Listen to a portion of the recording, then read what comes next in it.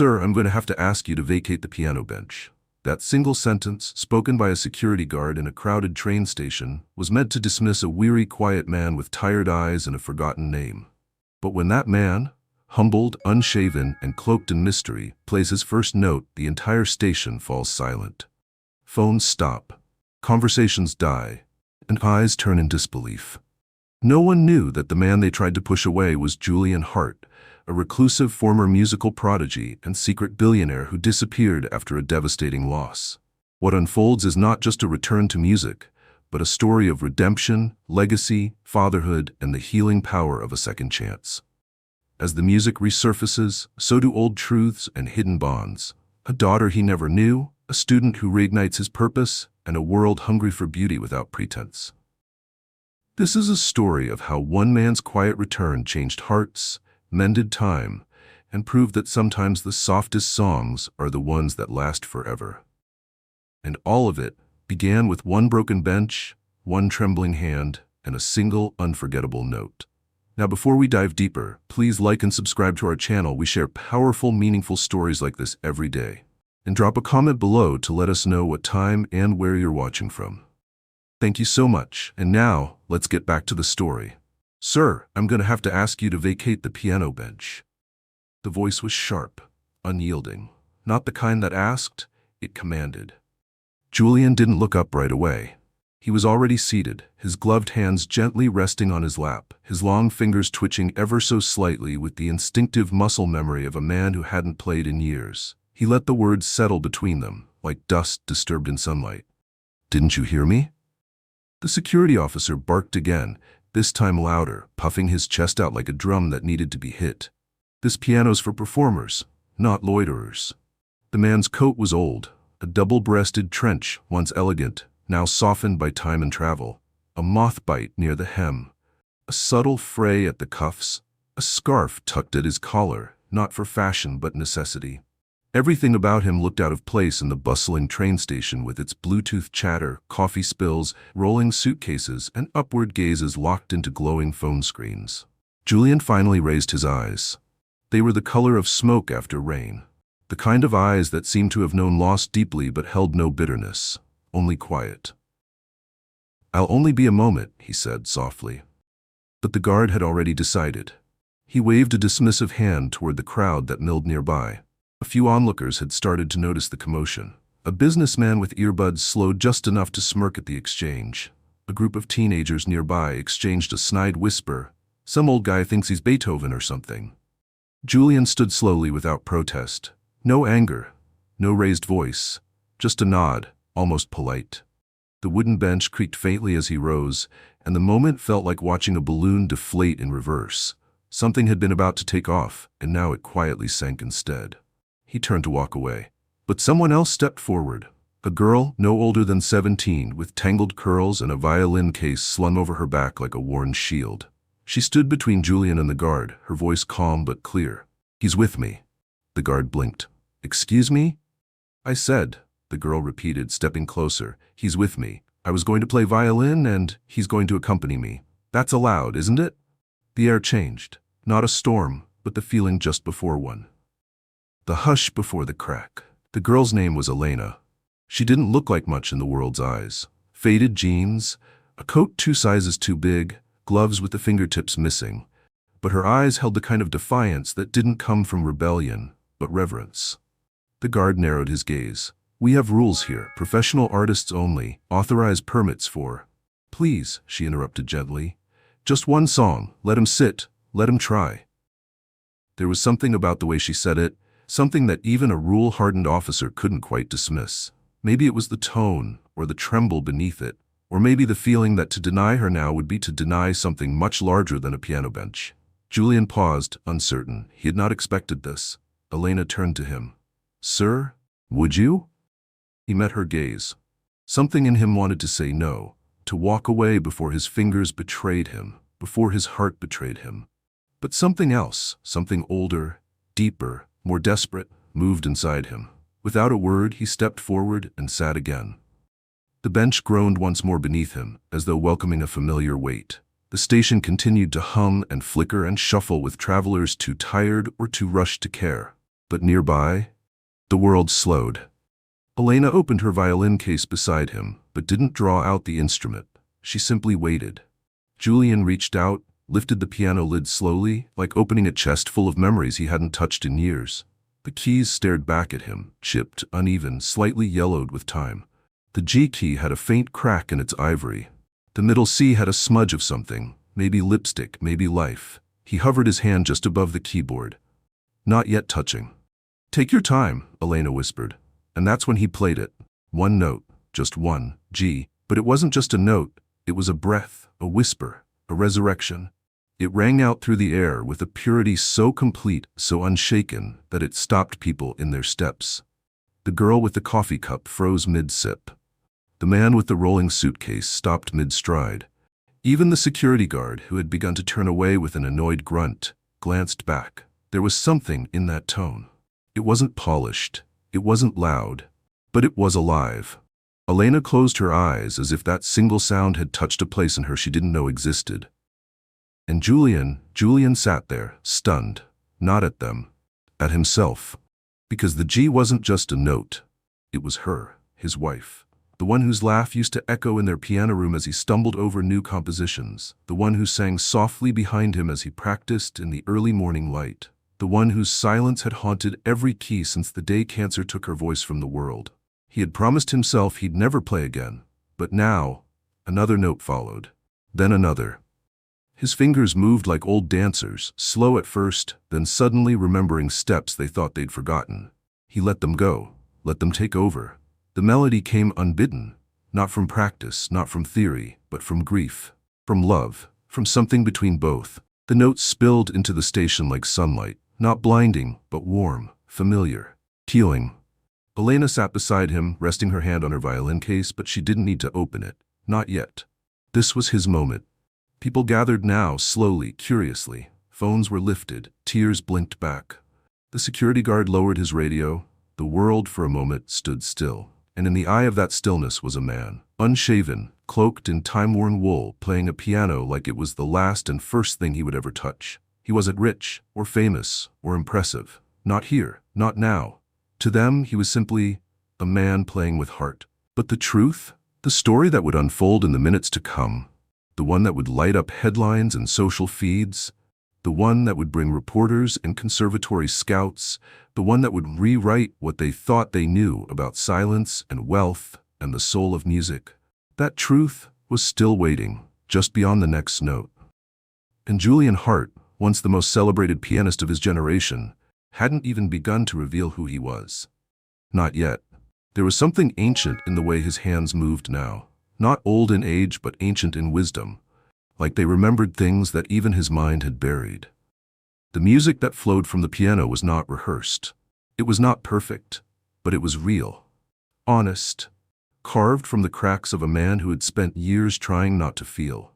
And yet now, with one trembling hand after the other, he was letting go.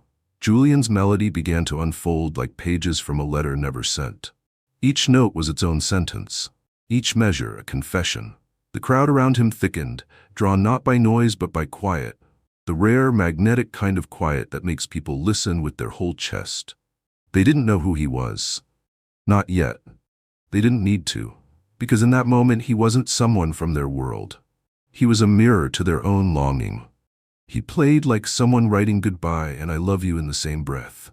A little boy, no older than 5, sat cross-legged on the floor near the bench, his toy dinosaur forgotten in his lap. His mother reached to pull him back gently, but he whispered, "Wait, Mama, he's telling a story." And he was. Only it was one made of crescendos and aching silence, of aching arpeggios and pauses long enough to feel like memory.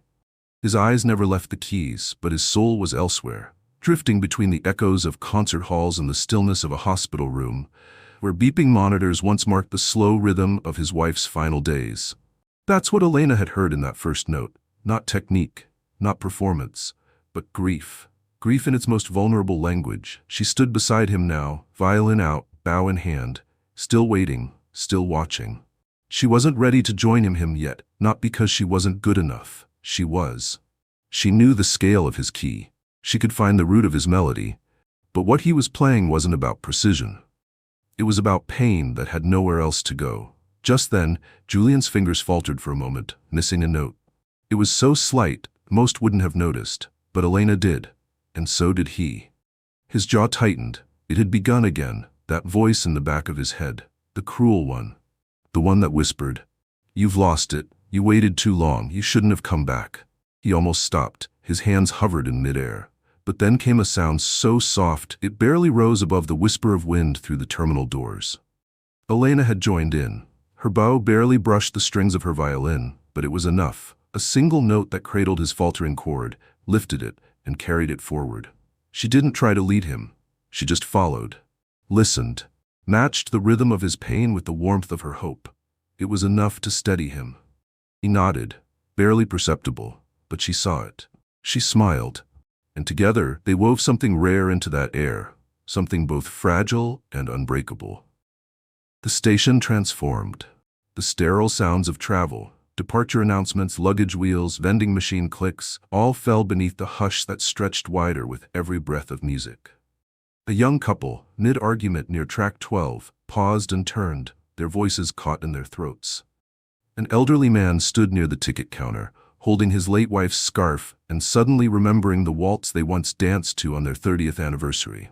Even the janitor, who had mopped that floor 100 times before, leaned on his handle and let a tear fall without shame. Music does that. It reaches without asking. It remembers for you.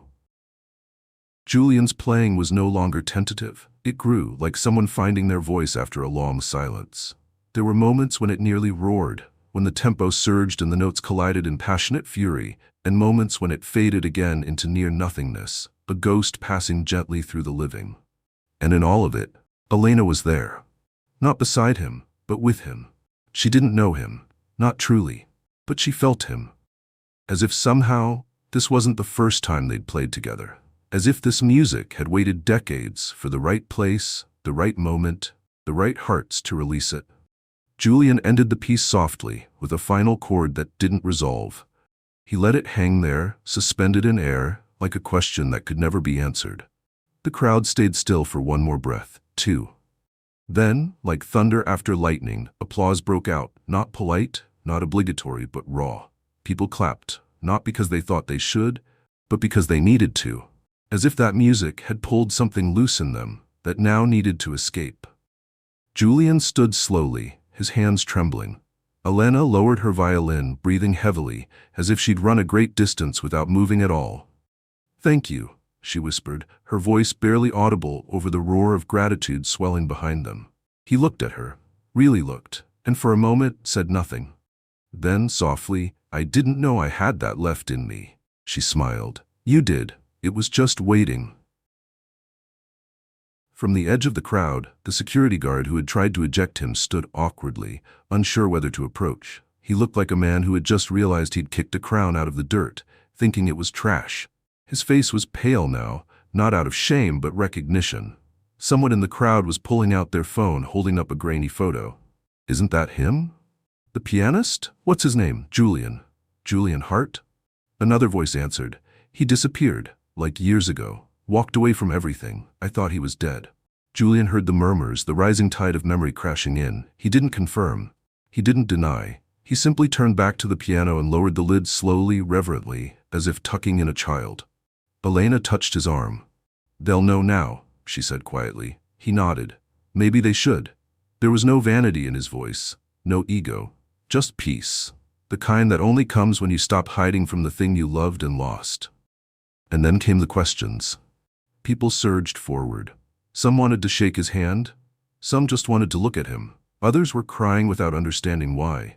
But Julian, he didn't stay. He whispered something into Elena's ear. She nodded, and then without a wave, without a bow, he turned and disappeared into the moving sea of travelers, vanishing the way he had arrived. Unnoticed, unbothered, unknown, but not unseen, not anymore. His music lingered. The notes stayed long after the piano went quiet.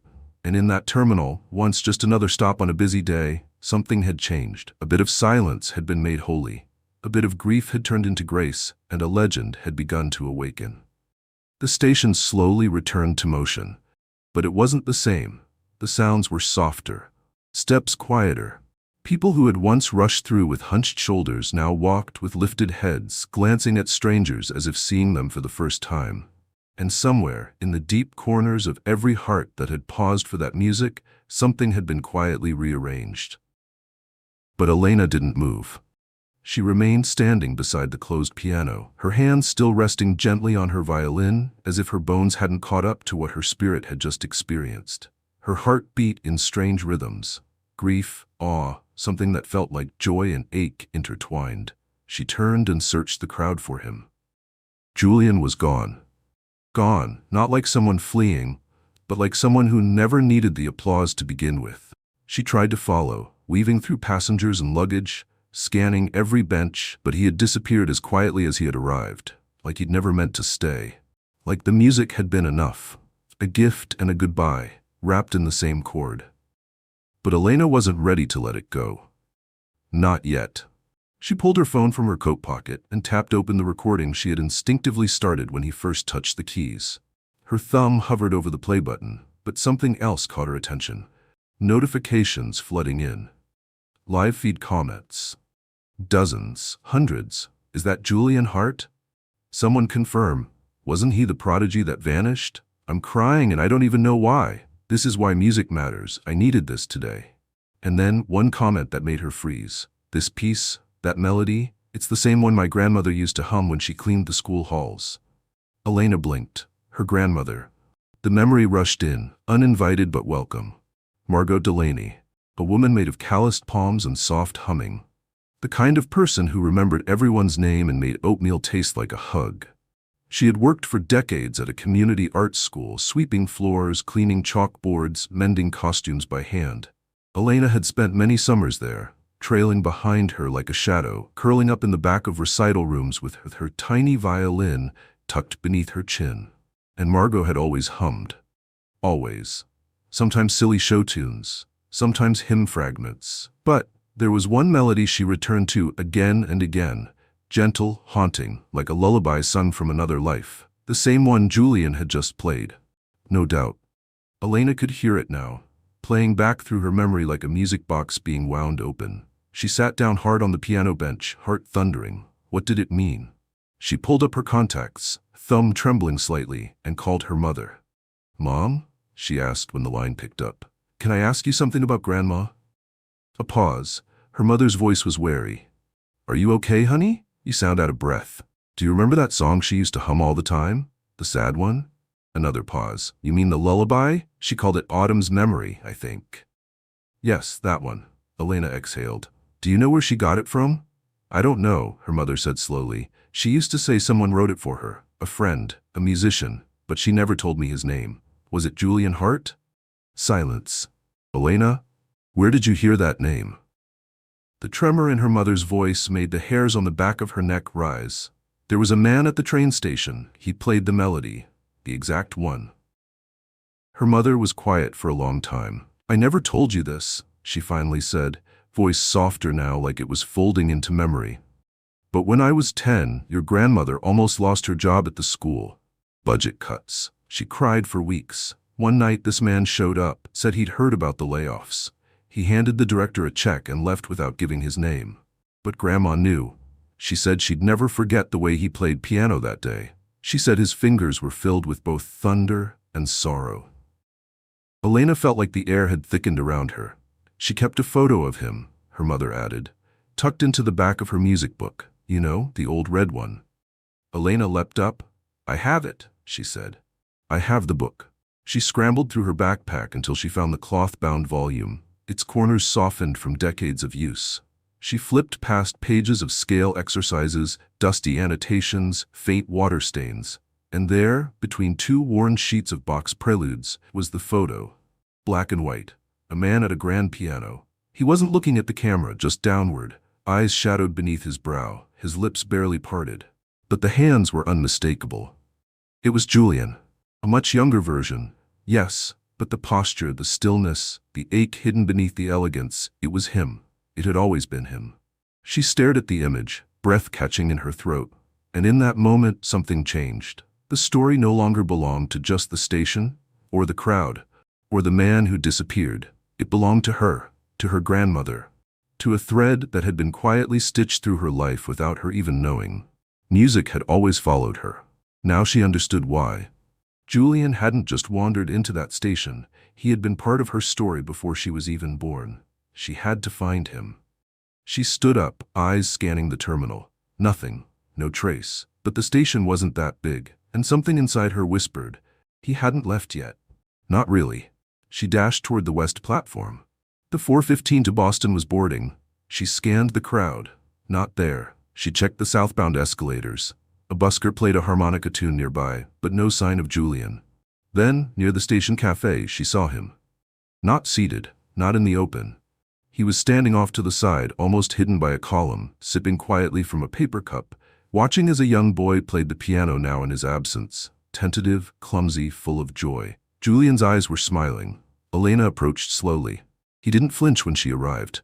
"I know who you are," she said quietly. Julian's eyes never left the boy at the piano. "So do I," he said. She tilted her head. He looked at her then, his expression unreadable. "You're Margot's granddaughter." Elena's breath caught. "She taught me how to listen," Julian continued, "not to music, to people. She said you saved her school."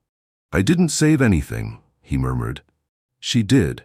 I just put a brick in place so it didn't collapse." Elena pulled out the photo from the music book and held it out. He looked at it with a soft smile, then shook his head. "I thought I was invisible in that picture." "You weren't," she said. "Not to her, not to me." For a long moment, they stood in silence, two lives from separate decades folding into the same chord. "I don't know where you've been," she said, "but the world still needs what you carry." He sipped his coffee. "That's the thing about hiding. After a while, you start to think the world's better off without you." She placed the photo in his palm. She didn't think so. Julian looked down at the photo once more, and in that quiet, something unspoken passed between them. Not just gratitude, not just grief, but inheritance. A passing of something sacred. "Come with me," she said. "There's still music left." He didn't nod. Didn't speak, but as she turned and walked back toward the piano, she heard the soft steps of someone following.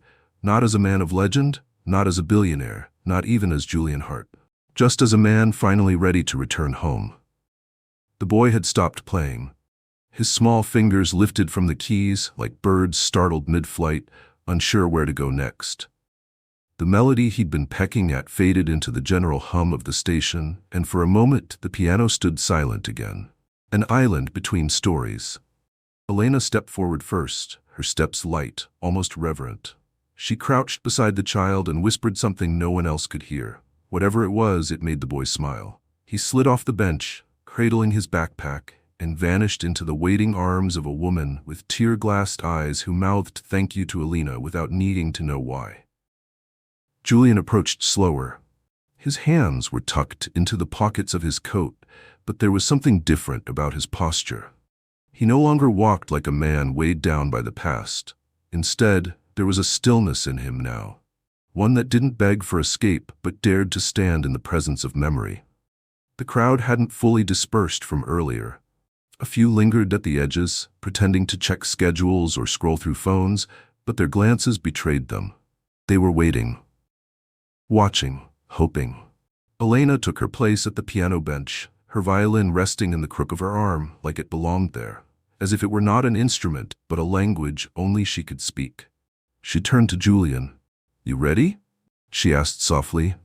He didn't answer immediately. He looked at the keys, then at her, and then at the silent eyes gathering around them again, like witnesses summoned not by curiosity, but something sacred. "I don't think I've ever played the same song twice the same way," he said. Elena's smile was quiet and full of understanding. "Good, neither have I." He sat beside her, the bench creaking under the weight of so much unspoken history. His fingers hovered, then fell gently into position. But he didn't begin. He waited, not for the crowd, not for the perfect moment. He waited for her, and when her bow touched string, he followed. The sound that emerged was not a performance. It was a conversation between souls, a whisper between generations. His piano began the sentence, hers completed it. His chords leaned into sorrow, hers lifted into hope. His melody sank deep into longing, hers rose like light-piercing fog. It was a dance. No choreography, no plan, just instinct and trust. Julian's hands moved like water, fluid, mournful, but steady. His chords weren't complex, yet they carried something heavier than technique. Memory. And Elena matched him, her bow curving with such precision and tenderness, it felt like her violin was singing back tears that had never been cried. Around them, people stopped again. Commuters pulled out phones, but many lowered them moments later, as if realizing that filming it would somehow flatten what they were witnessing. Others simply stood, transfixed. A woman dropped her luggage but didn't move to pick it up. A man missed his train and didn't seem to care. Julian shifted into a section that wasn't part of the earlier piece, a new thread. Unwritten, unrehearsed, but unmistakably his. A series of chords built with increasing urgency, climbing not with panic but with purpose. And then suddenly he paused. Elena took over. Her violin leapt into the silence with a clarity so raw it pulled gasps from the crowd. Her fingers pressed the strings with reverence, bending notes not to impress but to confess. The music swelled like a rising tide. Then, just as quickly, it receded into a single held note, long, trembling, and soft. The moment it ended, no one clapped, no one moved. It wasn't hesitation, it was reverence, as if they feared that any sound would tear the delicate thread still lingering in the air. Julian lowered his hands from the piano, his fingers hovering just above the keys for one more heartbeat before retreating to his lap. He exhaled slowly, quietly. Then a young girl near the front whispered, "That was the most beautiful thing I've ever heard." The applause came slowly, then fully, then erupting into something that was more than appreciation. It was release. A man shouted, "That's him, isn't it? That's Julian Hart." Someone else called out, "I thought he was gone forever." Julian didn't flinch. He didn't smile either. But he stood, turned to Elena, and gave her a small, solemn bow. She returned it, not as a student, not as an admirer, but as an equal. As someone who had carried the music forward through the silence. Just then, a voice crackled through the station intercom, announcing a train's arrival, and the spell of the moment broke, but gently, like waking from a dream you want to write down before it fades. Elena tucked her violin back into its case. Julian reached for his coat, and then the crowd parted. A well-dressed man in his early 40s stepped forward. He wasn't clapping, he wasn't holding a phone, but his eyes, sharp, searching, were locked onto Julian with something deeper than recognition. He extended his hand. "Mr. Hart," he said, voice low but certain, "I represent the New York Philharmonic. I don't know where you've been all these years, but after what we just witnessed, sir, we would be honored." Julian cut him off with a gentle shake of the head. "I'm not looking for stages anymore," he said. "Not those kinds." The man hesitated. "But the world needs to hear this." Again, Julian looked out at the faces around him. Not agents, not critics, just people. Strangers, all changed. He turned back. "They just did." The man blinked, then reluctantly nodded and stepped back. Julian turned to Elena. He reached into his coat and pulled out an envelope, plain unmarked, and handed it to her. She opened it slowly, confused. Inside was a handwritten invitation, an address, a music school, and at the bottom, full scholarship, immediate placement, founder's signature. Her eyes lifted in disbelief. "You started a school?" Julian nodded. "Years ago, quietly, for students like you." She blinked rapidly, trying to process the weight of what he had just offered. "But why me?" Julian placed a hand gently on her shoulder. "Because you play like someone who listens, and the world needs more of that than it needs applause." The tears came before she could stop them. He smiled faintly, the kind that knows sorrow but has chosen grace. As the station resumed its rhythm, boarding calls, shuffling feet, reunions, and goodbyes, Julian Hart turned away from the piano one last time, not to vanish, but to walk forward. Not as a ghost from the past, but as a man who had returned to the present, lighter, freer, and no longer alone. And beside him, violin case swinging softly at her side, Elena walked too. A duet written not just in music, but in purpose. And in the distance, the piano sat waiting for whoever would sit next, worn, chipped, cracked in places. Still beautiful, still capable of changing the world, one note at a time.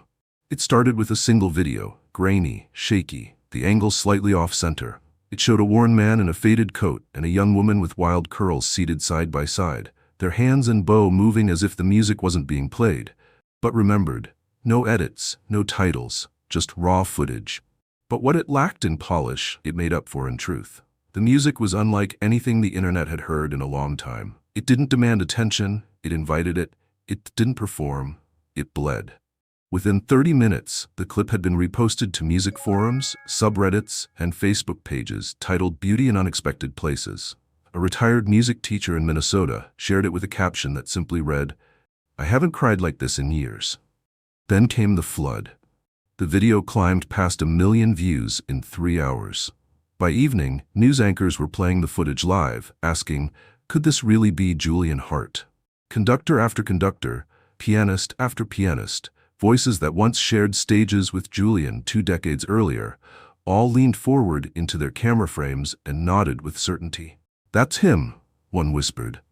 "I'd know those hands anywhere." By nightfall, Julian Hart was trending worldwide, but Julian didn't know, not yet. He and Elena had slipped from the station before the crowd could stir again. They walked in silence for blocks, neither one speaking, until the noise of the trains was replaced by the hush of narrow streets and dim shop fronts. He took her to a modest brownstone tucked behind a bakery, its steps worn and crooked, its bricks soft with age. He unlocked the door with a brass key that looked like it belonged to another century, and as it swung open, Elena stepped inside. It was quiet.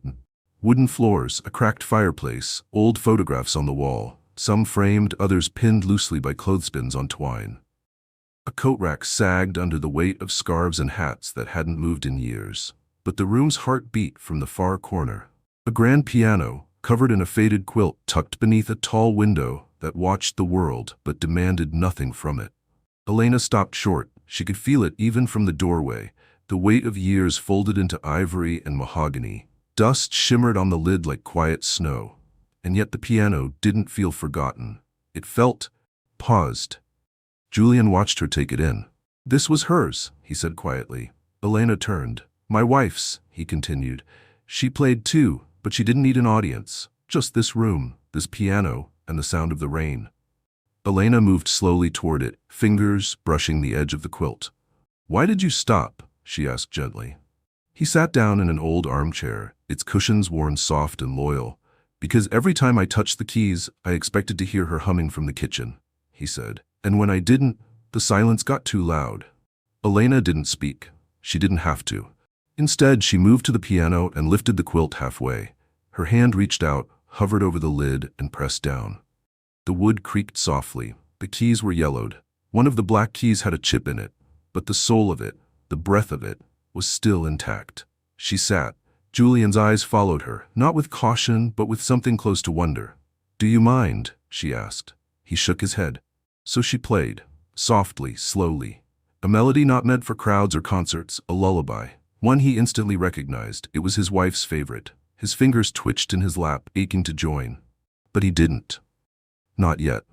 She finished the piece with a slow exhale, and when she looked up, he wasn't watching her hands, he was watching her eyes. "You don't play like a student," he said. "You play like someone who's lived through loss." Elena nodded once. "My dad," she said. "Car accident. I was 10. Julian didn't speak, but the silence between them was no longer empty. It was shared. He stood and moved slowly toward the window.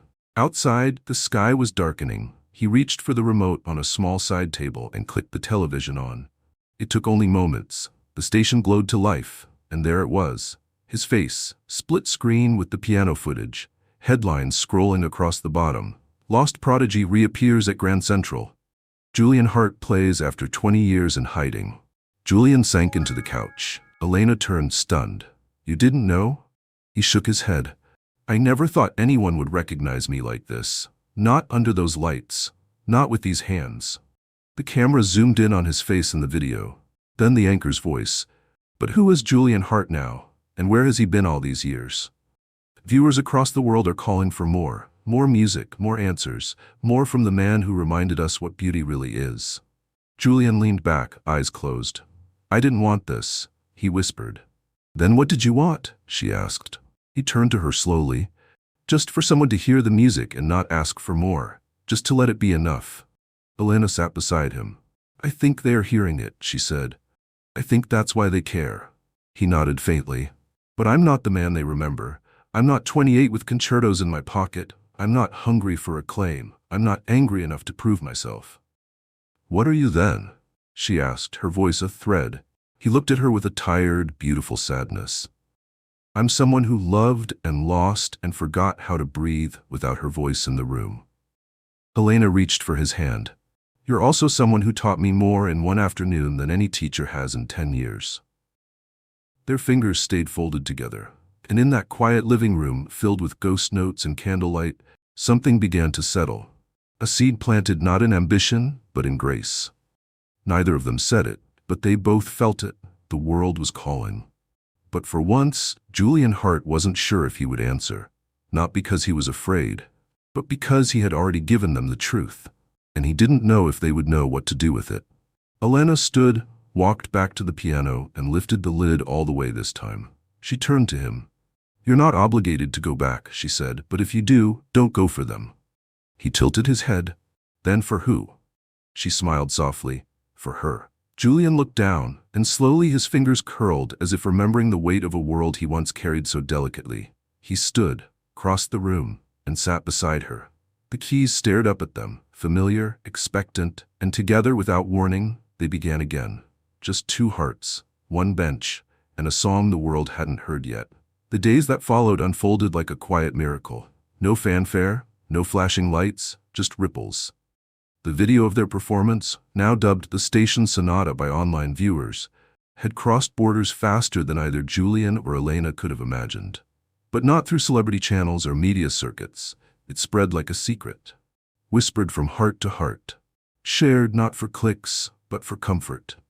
Hospitals played it in children's cancer wards. Nurses said the melody calmed patients too sick to speak. In one small retirement home in Oregon, the head nurse wheeled out a portable screen for the residents. One woman who hadn't spoken in weeks watched the full 6-minute clip, then simply said, "That's what I used to dream about." In another city, a young pianist with early-onset tremors wrote, "I was ready to give up piano. Then I heard Julian Hart. I don't care if my hands shake. My heart doesn't." The world didn't demand answers anymore. They didn't need to know exactly where he'd been. It was enough to know he'd returned, if only for a few minutes, through a song. Julian, however, stayed away from it all. He didn't read the headlines. He didn't respond to interview requests. He politely declined invitations from orchestras, publishers, and talk shows. Helena watched him navigate it like a man walking through a town of ghosts. Soft steps, steady eyes, careful not to disturb what had finally settled in his soul. They spent most mornings at the school he had quietly built, a repurposed church in the Lower West Side with worn pews now used for student seating and the altar replaced by 3 baby grands. The walls bore no gold plaques, no photographs of Julian's younger self, just sheet music, hand-painted quotes, and a quiet piece that hummed like background harmony. It was there that Julian taught Helena. Not in the formal sense, not with critiques or rules, but with stories, with silence, with patience. She'd play a passage. He'd nod or close his eyes. She'd know instantly what he meant. He didn't say better. He said truer. She began writing her own music again, something she hadn't dared in years. One piece in particular, tentatively titled October Waltz, kept him lingering at the door even after lessons ended. It wasn't finished yet, but it was enough. One late afternoon, as sunlight poured in through the stained glass windows and dust floated like golden snow, Helena found a thin envelope resting on the piano's edge. Her name. No return address. She opened it slowly, her breath catching by the second sentence. It wasn't addressed to her. It was addressed to Julian. She looked toward the hallway. He was in the next room, carefully tuning an old cello for one of the younger students. She walked it to him, silent, and placed it gently beside him. He glanced down. The handwriting stopped him. At first, he didn't move, just stared at the lettering like it was a language he hadn't seen in decades. Then he whispered her name. Claire? He slipped the letter from the envelope like it was a winged thing that might break apart in his hands. Helena sat beside him, unsure if she should stay. But he didn't send her away. He read it aloud, softly, voice catching with each line. Julian, if this finds you, it means the music did what I never could. It reached you. I've watched from a distance for years, knowing you were out there somewhere, broken the way only grief can break a person. I never blamed you for leaving. Not really. I think I always knew you'd come back when your heart was ready. But there's something you never knew. Something I never told you, because I was afraid it would tether you when you needed to be free. Your wife? She wasn't just the music. She wasn't just the light. She was the legacy. And before she passed, she made me promise. Promise I'd protect the last piece of her you hadn't yet met. Julian's fingers trembled as he turned to the second page. You have a daughter. Her name is Anna. She was born 2 months after your wife passed. There were complications. You had already gone. I raised her the best I could. She's grown now. She plays piano too. Of course she does. It's in her blood. She saw the video, Julian. Nat, she heard you. And she knew. If you're ready, she wants to meet you. With love, Claire. The paper fell from his hands. The silence in the room was no longer sacred. It was shattered. He didn't cry. He didn't speak. He stood up slowly, walked to the window, and placed a hand against the glass. Elena stayed seated, unsure what to say, if anything. His voice was hollow when it finally emerged. I thought I'd buried everything. Every piece of her, every sound, every smile, every chord. His voice cracked. But there's more. There was more. Elena stepped beside him. She wanted you to know when you were ready, she said. Maybe this was the only way she could reach you. Julian turned slowly. His eyes, red-rimmed, wet with disbelief, met hers. I have a daughter, he whispered. Elena nodded. And she plays. Outside the window, the city moved on. Buses groaned, shoes scuffed, children laughed in the alley behind the school. But inside that little room, something vast had cracked open.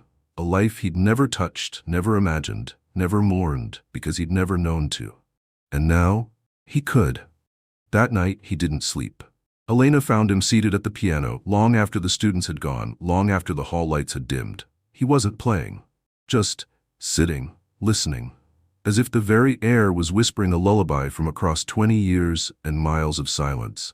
When she placed a hand on his shoulder, he turned to her with a question that didn't need to be asked. I think it's time you meet her, she said gently. He nodded once. And for the first time in 2 decades, Julian Hart felt something more than grief. He felt beginning. He stood outside the cafe for nearly 20 minutes before walking in. The address had been circled twice in ink, folded, refolded, worn soft in the crease where Julian's fingers kept returning, as though tracing the numbers might prepare him for what waited beyond the door. But it didn't. How could it? How does a man walk into the life of a daughter he never knew he had, and pretend the silence between them isn't years thick? He adjusted the collar of his coat, smoothed back strands of hair the wind had stirred, then opened the door. The bell chimed gently. Warmth hit him first, not just from the heater overhead, but from the sound of jazz humming from a radio behind the counter. Subtle, old school. Miles Davis, or maybe Oscar Peterson, he couldn't be sure. But it relaxed the tension in his spine just enough to let him breathe. The cafe was quiet, just before noon. One elderly couple in the corner, whispering over teacups. A young man with headphones scribbling furiously into a spiral notebook.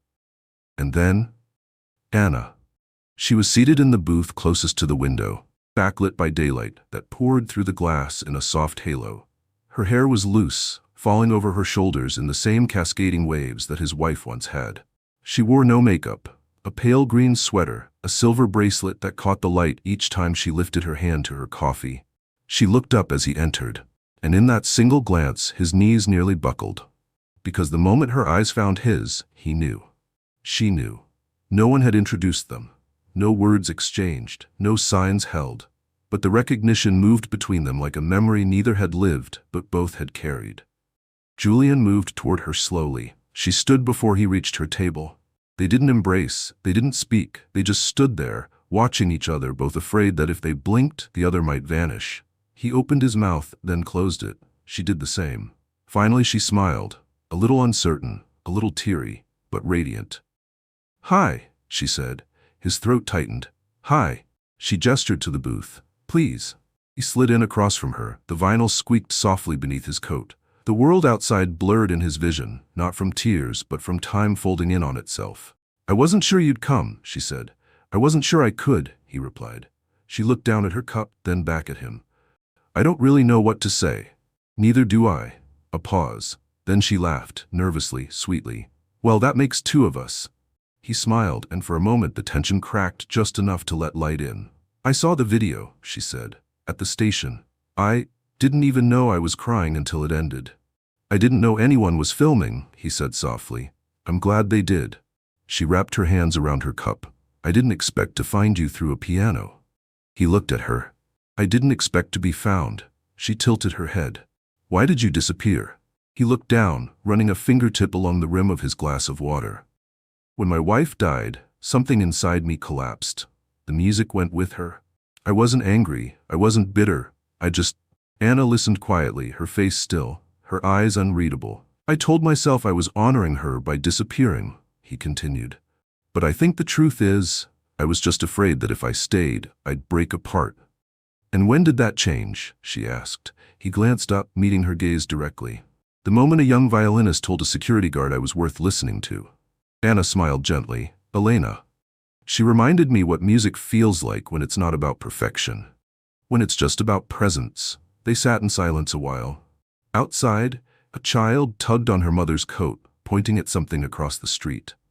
A man unlocked his bike and disappeared into traffic. Life moved on, unconcerned with the sacred unfolding quietly in that booth. I always wondered, Anna said softly, who I looked like. Why I loved the piano. Why certain melodies made me feel like I was remembering something instead of learning it. Julian's heart ached with both wonder and guilt. I've missed everything, he said. First steps, first words, school concerts, all of it. She nodded. Yes. I don't expect forgiveness, he added. She met his eyes again. I'm not here to forgive you, Julian. The use of his name, not dad, not father, just Julian, landed in his chest like a weight and a mercy at once. I'm here because I heard you play, she continued. And when I did, I felt like I wasn't alone anymore. He swallowed hard. I can't undo the past, he said, but if there's any way I can be part of your life going forward. She reached into her bag and pulled out a small folder. Laid it gently on the table. He stared at it. What's this? He asked. She pushed it toward him. My composition notebook. I haven't let anyone read it. But maybe we could finish something together. His fingers trembled slightly as he opened it. Bars of music. Scribbled lyrics. Half-formed melodies. Notes in the margins that read too soft here or Mom would have loved this key. He stared at the pages like they were scripture. Would you? She asked quietly. He closed the notebook, met her gaze. I would be honored. They didn't need anything else. No blood tests, no photo albums, no stories of what could have been. They had this moment. And in this moment, music was a bridge between two strangers bound not by time, but by something deeper, something timeless. He reached across the table and took her hand. I don't know where this path will go, he said, voice rough. But if you'll let me, I'd like to walk it beside you. Her fingers curled into his. I think that's all I ever wanted. And outside, the light softened. Inside, two lives, once divided by silence, began, quietly, composing a new song, together. The morning after their meeting, Julian stood in front of his mirror, holding a note in his hand. It wasn't long. Just a folded piece of parchment paper, Anna's handwriting, unmistakably hers. Curved, confident, yet slightly leaning, as if every word carried forward its own rhythm. She'd given it to him after the cafe, with a hesitant smile and a hug that lingered a second longer than he'd expected. You once said music was memory. Let's make one. One that doesn't hurt when it plays back. She signed it with a treble clef drawn beneath her name. Julian pressed the note against his chest, shut his eyes, and for a moment breathed the memory in. He hadn't known how much he was missing until he'd seen her eyes. Her hands. The way she watched him. Not like an idol, but like someone who had been carrying a missing note in her heart her entire life, only to find it walking across a train station floor in a weathered coat. Back at the music school, Elena had her own surprises. She stood in the main practice hall, clutching a stack of letters and emails that had poured in over the past week. Each one told a story. A man in Spain who had learned to play again after a stroke. A girl in Tokyo who overcame crippling stage fright because Julian's music taught her vulnerability wasn't weakness. It was sound made sacred. But one message stood out.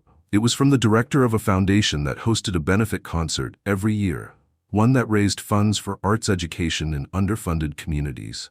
This year, they wanted Julian Hart, not just to attend, to perform. Elena, he said when she told him that evening, I left that stage long ago. That spotlight doesn't belong to me anymore. She met him with quiet but unwavering eyes. Then don't go for the stage. Go for the students who'll never get one without you. He looked down at the piano bench between them. Same one where they'd first played together. Same one that brought him back from silence. I don't want to be remembered as a myth, he said. Or a tragedy. She placed a gentle hand on his shoulder. Then write the ending yourself. That night he sat by the window again, watching stars blink through clouds like signals from a world that had once felt too far to return to. And somewhere deep in his mind, a melody stirred. Not one born of loss, not of longing, but of choice.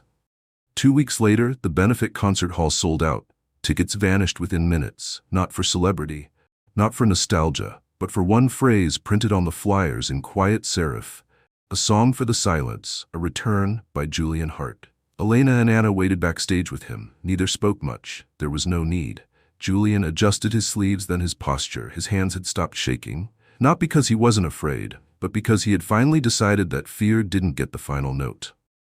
When he stepped onto the stage, the applause rose like a tide, but he didn't wave, didn't bow. He moved to the bench slowly, carefully, and sat. The lights dimmed. The hall hushed. And for the second time in his life, Julian Hart began to play. Not for legacy, not for the world, but for the people who had held on to him without ever holding him. The piece began soft, 3 simple chords, unremarkable to the untrained ear. But to those who listened with more than ears, it was a letter. To his wife, whose voice he still heard in every breath between notes. To Elena, who pulled him back into the light by believing in the music before the myth. To Anna, who gave him back his future by forgiving the silence of the past. The composition built slowly. Delicate scales layered with deep, soulful bass lines. Then, unexpectedly, the violin joined in. Elena had stepped out from the wings without cue or script, her bow slicing through the silence like a bird breaking from its cage. The two of them played in perfect unison. One sound, one language, shaped by grief but no longer governed by it. And then, Anna stepped out. No violin, just her. She sat at the second piano beside him, and as the final movement rose, she added her voice to theirs, tentative at first, then sure. The trio, 3 timelines, 3 hearts, all converging into one. When the final note rang out, there was no need for more. Silence followed, not empty but full, tears, breath held, hands over hearts, and then applause. Not thunderous, just steady, sincere, alive. Julian turned to the 2 women beside him, one who had saved his music and one who had come from it, and nodded, not as a performer, as a father, a mentor, a man who had once walked away from the piano and now sat there, whole. Backstage, after the crowd thinned, Julian lingered behind as the others packed up cases and accepted handshakes. He stood near the curtain, staring at the bench. Anna approached quietly, holding her mother's old scarf. She draped it around his shoulders. She'd be proud, she whispered. I hope so, he said. No, Anna said, taking his hand, I know so. Elena joined them, smiling as if she'd always known it would lead to this. A performance that wasn't about returning to glory. It was about returning to grace. That night, the world slept with a new sound playing through their phones, their radios, their hearts. The station sonata, 3 musicians, 1 legacy, and a silence that at last had found its voice. The world wanted more. They always did. Within 48 hours of the benefit concert, Julian's name flooded every corner of the music world, again. But this time, it wasn't quiet admiration. It was hunger. Every major symphony called. Agents flew cross-country, waiting outside the school. Letters arrived in golden envelopes. Offers were stacked, sleek and heavy with zeros, with phrases like World Tour, Grammy Campaign, Legacy Album, and documentary rights. Julian didn't answer any of them. Not yet. He sat at the same bench every morning in the little music room behind the chapel-turned-school. The place still smelled faintly of old wood and lemon oil. He liked it that way. It reminded him of places untouched by ambition. Anna noticed the quiet war inside him before anyone else did. He would linger just a moment longer with each note, fidget more with the same sheet of music. Pause when closing the piano lid, as if afraid something would be lost between now and tomorrow. Elena noticed it too, the way he looked at her and Anna, not just with gratitude, but apology. One afternoon, he called them both into the room and closed the door gently behind them. His voice wasn't heavy, but it carried weight. They want me back. Anna nodded slowly. I figured they would. I haven't said yes, he added quickly. Elena met his eyes. But you haven't said no either. He folded his hands, rested them on the piano. I never thought I'd get this far. That music would bring me back, not just to the piano, but to people, to purpose. He looked at Anna. To you. Her gaze was steady, but her hands trembled. I'm not afraid of losing the quiet, he said, but I'm terrified of losing what I've just found. Elena stepped closer, kneeling beside the bench, the way a friend would beside a man not needing counsel, but courage. What do you want? She asked. Julian looked down at his hands. That question. What did he want? For so long the answer was simple. Nothing. Just stillness, just peace, just to be left alone. But now? Now there were two women in his life who had rewritten his silence into symphonies. A daughter with his eyes, a protege with his soul. Now there were children coming into the school with bright eyes and eager fingers playing clumsy chords like prayers. Now there was hope. Not for the world, but for himself. I want to give something back, he finally said, but not if it costs everything I've come home to. Anna's eyes softened. So don't give them everything, she said gently. Give them what matters. Julian blinked. What if we write something, together? She continued. Not for a stage, not for a label, just for the school, for the kids, for us. Elena smiled. Something that lives here, she added, placing a hand over her chest. Not just out there. Julian exhaled, and the tension in his shoulders began to unwind. Yes, he said. Not a resignation, a revelation. The next morning, he made his decision. He returned every call, personally. Not with arrogance, not with disdain, just clarity. I'm not doing a tour, he told one agent. No, I won't license the footage, he told another. Yes, you're free to share the benefit performance, he told the director. But that's all. Each conversation ended the same way. I'm not here to relive my legacy, he said. I'm here to finish it, quietly, purposefully, and in my own key. And to everyone's surprise, the world didn't turn away. In fact, they leaned in closer. The decision made headlines. Julian Hart declines millions to teach in a church basement. The maestro who chose silence again. The musician who believes some songs shouldn't be sold. The public had expected an album. Instead, they got a live stream. One quiet afternoon, Julian opened the school's modest YouTube channel and posted a single video. Him, Elena, and Anna sitting at the same bench, performing a piece they had written together over the last 7 nights. No studio, no lights, just candle flicker, soft breath, and a single camera. The piece was titled For Those Still Listening. And they were. Millions. The comments poured in, not of worship, but of gratitude. This is what healing sounds like. I lost my dad last month. This helped me sit with that. I haven't played piano in 20 years. Today I bought new sheet music. Julian didn't respond to any of the comments. He just kept writing, teaching, showing up every day. The music school filled beyond capacity. Donations arrived, anonymous and generous. One morning, a delivery truck pulled up with a brand new Steinway tagged from someone who remembers. Julian just smiled. The world had always been loud, restless. It wanted everything now. But this quiet, sustained giving was its own kind of revolution. One evening, Anna joined him outside the school as the sun sank low. They watched a group of students chase each other across the courtyard, laughter echoing like bells. I still don't know how to be your daughter, she said softly. Julian looked at her. That's okay. I still don't know how to be your father. She smiled. Maybe we just keep playing until we find the rhythm. He nodded. And they stood there a while longer, not trying to fill the space between them, just letting it grow, together. The invitation arrived in the most ordinary way, wedged into the school's iron gate, folded under the soft weight of early spring blossoms. No stamp, no logo. Just an envelope, hand-addressed to Julian Hart. Inside, a handwritten note on cream paper. Elegant, but unassuming. A student of yours played at the hospice last week. Her piece brought peace to someone in his final hours. He whispered, I wish I had one more song. Would you consider coming? No fanfare, no crowd, just a room, a bench, and a man who doesn't have many days left. He used to be a jazz drummer. His hands don't work anymore. But his heart still listens. If you can come, you'd be doing something extraordinary for someone who has nothing left to ask for. Except music. Julian read the letter twice, then once more aloud. By the third reading, Anna was already beside him, quietly nodding. You should go, she said. So he did. That Saturday, under a soft gray sky, Julian arrived at the hospice, a modest brick building tucked between a grove of oak trees and a weeping fence of ivy.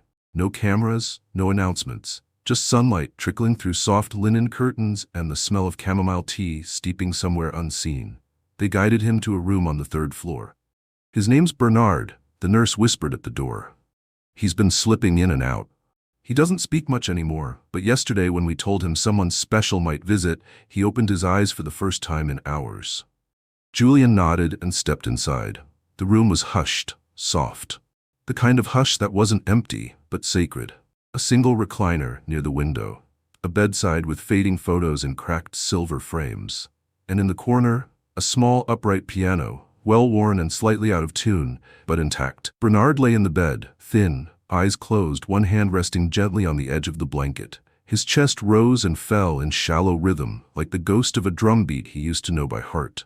Julian didn't speak. He just walked to the piano, sat, and let his hands hover for a moment. Then he began. Not a showpiece, not a statement, just a memory in motion. The melody was light, curious, like a boy wandering a new town with wonder in his pockets. It fluttered, tumbled, rose, and then, slowly, it shifted deeper, fuller. A rhythm formed, jazz-born, loose and swinging, like fingers tapping the edge of a snare. Julian closed his eyes and let the rhythm carry him. Each chord a story, each change a confession. Behind him, Bernard stirred. The nurse stepped to the doorway and covered her mouth as the old man's lips parted. Not words, not yet, but movement. Julian kept playing. Somewhere near the 3rd passage, Bernard's foot twitched beneath the blanket. Not randomly. In time. Then his hand. The same hand that had once held sticks, now frail, lifted slightly. His fingers curled, not in pain, but in rhythm, in echo. Julian shifted into a syncopation, subtle but pulsing, a language 2 musicians shared without speaking. And in that small hospice room, 2 men, one nearing the start of a second life, one nearing the close of his, held a conversation that no one else could hear. By the time the final chord faded, Bernard's eyes were open. Tears traced down from their corners, and though his voice was a rasp, he mouthed the words, "Thank you." Julian nodded. "No," he said gently, "thank you." They stayed a moment longer in silence until Bernard's breathing slowed into sleep again, this time deeper, peaceful, as if the music had tied something up inside him, a thread he'd been waiting decades to knot. Julian rose, softly shut the piano lid, and placed his hand on the man's shoulder. Then left. He didn't need applause or memory, just that offering, that sacred exchange. Outside, the sun broke through the clouds in a single warm stream, as if even the sky had listened in. The next morning, Julian returned to the school. The front steps were crowded, parents dropping off, children running ahead with sheet music tucked under their arms. He stepped inside and found Anna waiting in the corridor with Elena. Neither needed to ask how it went. He simply nodded. And then, almost shyly, Anna held out a thin notebook. "I started something," she said. Julian opened it. The title, hand-lettered in pencil at the top of the page, Benediction. He ran his fingers down the notes, then paused. "There's space here," he murmured. Elena smiled. "That's your part." And for the first time, Julian Hart understood. He'd always believed his best music had already been played. But now he realized his most beautiful compositions hadn't been born in grand halls or glowing reviews. They were born in silence, in second chances, in small rooms with trembling hands and young hearts still brave enough to believe. They were born in the hum of a hospice bed, in a violinist's defiant kindness, in a daughter's quiet forgiveness. And the music wasn't over. It was only beginning. That evening, as the sun sank into the amber hush of dusk, Julian sat on the same bench that had started everything, Anna beside him, Elena beside her.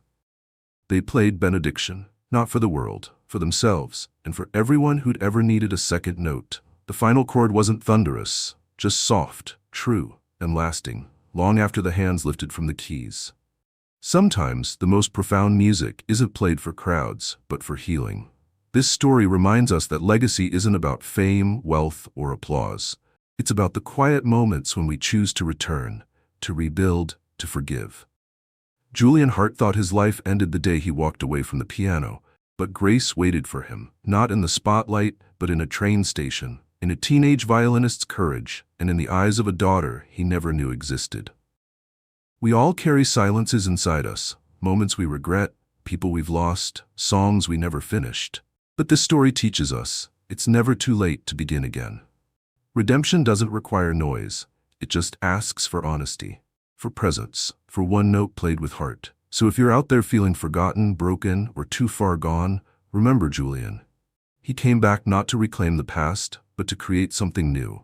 And in doing so, he gave the world a melody it didn't know it needed. Let your scars become your signature. Let your silence become your strength. And when the moment comes, don't be afraid to play again, even if your hands shake.